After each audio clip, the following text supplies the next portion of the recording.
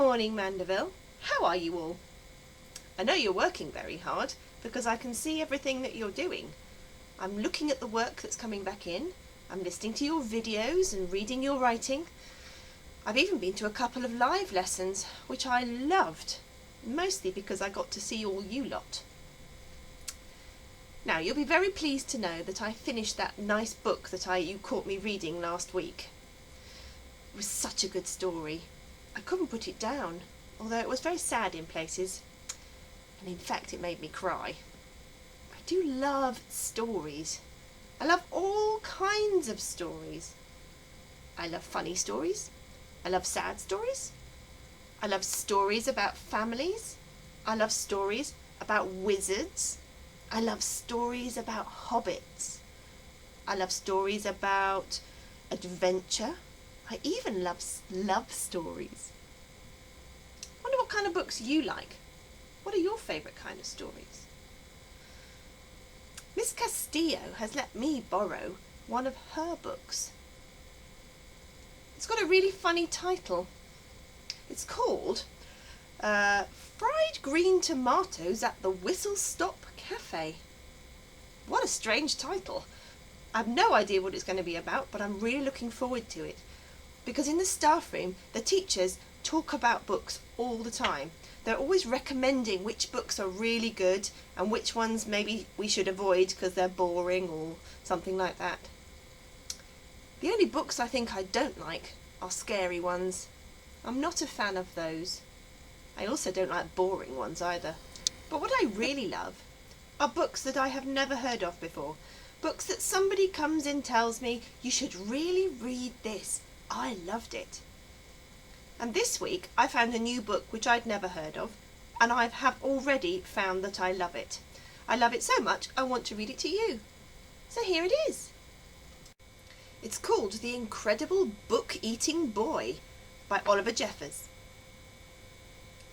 Henry loved books, but not like you and I love books. No, not quite. Henry loved to eat books. It all began quite by mistake one afternoon when he wasn't paying attention. He wasn't sure at first and tried eating a single word just to test. Next, he tried a whole sentence and then a whole page. Yes, Henry definitely liked them. And by Wednesday, he'd eaten a whole book. And then by the end of the month, he could eat a whole book in one go. Henry loved eating all sorts of books. Storybooks, dictionaries, atlases, joke books, books of facts, even maths books. But the red ones were his favourite, and he was going through them at a fierce rate. But here is the best bit. The more he ate, the smarter he got. I love this diagram. A, the book goes in. B, the information goes to the brain. And C, belly gets full. He ate a book about goldfish. And then he knew what to feed Ginger. Before long he could do his father's crossword in the newspaper. And he was even smarter than his teacher in school. Henry loved being smart. He thought if he kept going, he might even become the smartest person on earth. So he kept eating books, and he kept getting smarter, and smarter, and smarter. He went from eating books whole to eating them 3 or 4 at a time, books about anything. Henry wasn't fussy, he wanted to know it all. But then things started going not quite so well. In fact, they started going very, very wrong. Henry was eating too many books, and too quickly at that, and he was beginning to feel a little ill. But here's the worst bit. Everything he was learning was getting mixed up. 6 add 2 equals 3. 2 add 6 equals elephant. He didn't have time to digest it properly, and it became quite embarrassing for him to speak. Suddenly, Henry didn't feel very smart at all. more than one person told him he should stop eating books. "No more books! Your head and your belly can't cope. Besides, that means no one else can enjoy them." So Henry gave up eating books, and he sat sadly for a long time. What was he to do? And then, after a while, and almost by accident, Henry picked up a half-eaten book from the floor, but instead of putting it in his mouth, Henry opened it up and began to read, and it was so good. Henry discovered that he loved to read, and he thought that if he read enough, he might still become the smartest person on earth. It would just take a bit longer. And now Henry reads all the time, although every now and again... Here's the book I was reading. Look what happens on the last page. Can you see? He really did take a bite out of it. Now, who on earth would do a thing like that?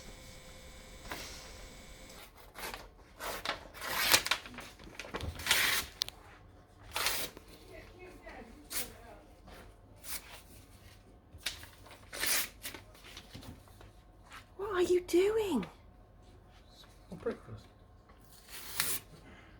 Oh no.